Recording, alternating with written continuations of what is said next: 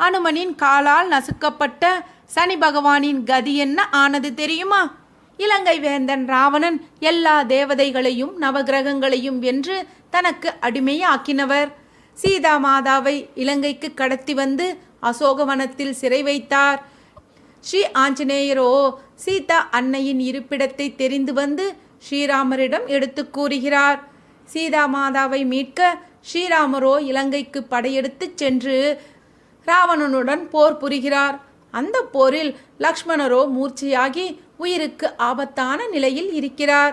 ஜாம்பவானின் யோசனையின் பேரில் ஹிமாலயத்திலிருந்து மூலிகைகள் கொண்டு வர வேண்டும். அதற்காக ஸ்ரீ ஆஞ்சநேயரை ஆயத்தப்படுத்த சொல்கிறார்கள்.